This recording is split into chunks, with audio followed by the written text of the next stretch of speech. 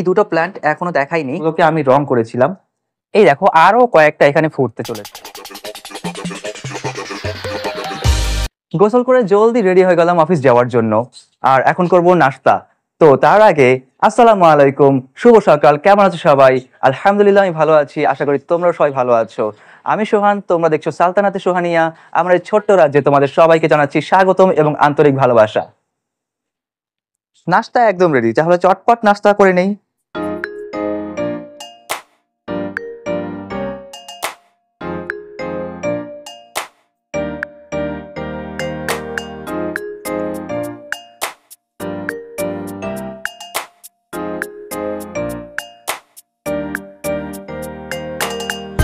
নাস্তা করা শেষ। তোমাদেরকে আমি এখনো আমার এই দুটো প্ল্যান্ট এখনো দেখাইনি। এ দুটো আমার ডাইনিং টেবিলে রাখা আছে কাচের বোতলে।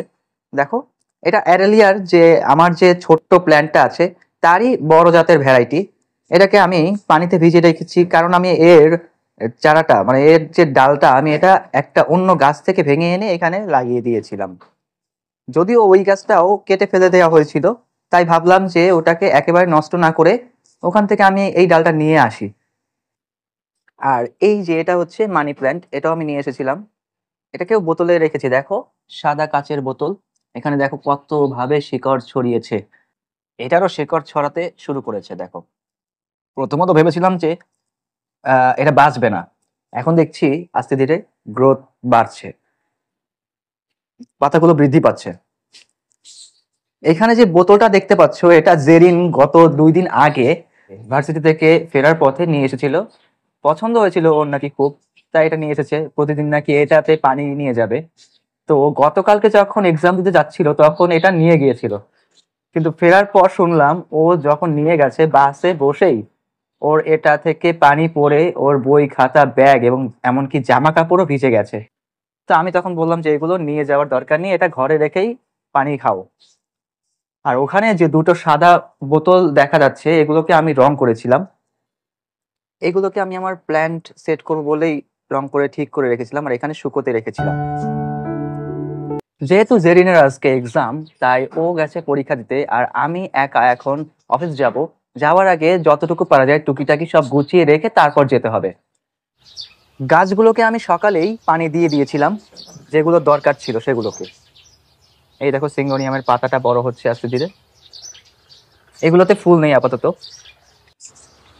আর এই পাশের বারান্দায় দেখো আজকেও হাজারি জবার দুটো ফুল ফুটেছে, গতকালকেও দুটো ফুল ফুটেছিল, আমি যদিও ভিডিও করতে পারিনি ব্যস্ততার কারণে।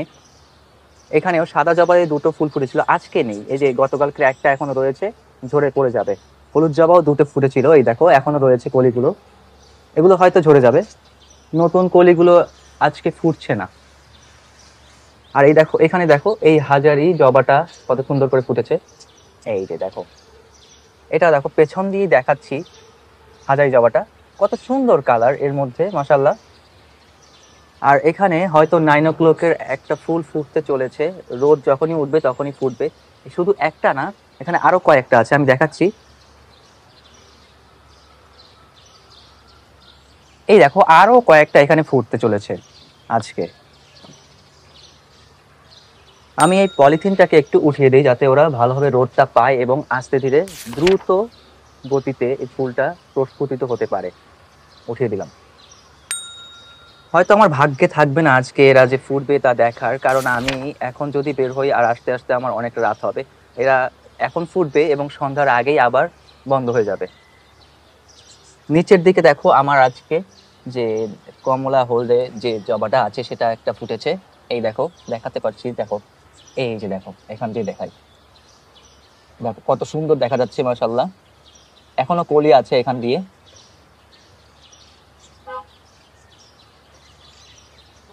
করলার চারাটা লতাতে শুরু করে দিয়েছে, দেখো এই যে আস্তে ধীরে ওর লতা বের হচ্ছে। আশা করি 3টে চারা একসাথে লাগানোর পরেও 3টে একসাথেই উঠবে ইনশাল্লাহ। হয়তো ফল ধারণ ক্ষমতা কমে যাবে। আর দেখো মরিচের চারাগুলো ঠিকই আছে, এই যে এগুলো ঠিক আছে। কলমি চারাগুলো দেখো সেদিন রোদ পাওয়াতে আস্তে ধীরে দ্রুত বড় হওয়া শুরু করেছে। এই হচ্ছে আমার পাক পাখালি, এই দেখো এই হচ্ছে কেয়া। হাত পাতালে ও দেখো মাঝে মধ্যে প্রথমত ভয় পায়, তারপর আস্তে ধীরে নিজেই আসে। এই দেখো আসবে। অবশ্য কেয়া চুপচাপ দাঁড়িয়ে থাকে, দেখো কেয়াকে যদি হাত দেই, ও আস্তে ধীরে আমার হাত, এই দেখো, ভয় পায় না মাশাআল্লাহ দিলে। আর এই আসে হাতে, তবে এখন আসছে না কেন জানো, পরে তোমাদের কোনো এক সময় দেখাবো। এখন যেহেতু টাইম নেই তাই দেখাতে পারছি না। আর এই দেখো ঘরের মধ্যে থেকে একজন উঁকি মারছে। এখানে সবাই চুপচাপ বসে আছে, সকালবেলা হলে এদের চেঁচামেচি শুরু হয়ে যায়, হয়তো অনেক চেঁচামেচি করে ফেলেছে তাই এখন একটু চুপচাপ রেস্ট নিচ্ছে। বাকি দুজন দেখো কি কাজে ব্যস্ত, ওরা কি যেন খুঁজছে, কি যেন করছে ওখানে। আর এই দুজনের ঘর তো দেখো, ঘরের মধ্যে, আর একজন ঘরের উপরে।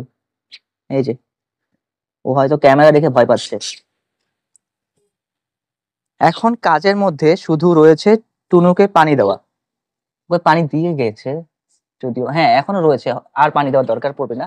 তাহলে আমার আপাতত কাজ শেষ, আমি বের হতে পারি এখন। টুনু, থাকো তোমরা,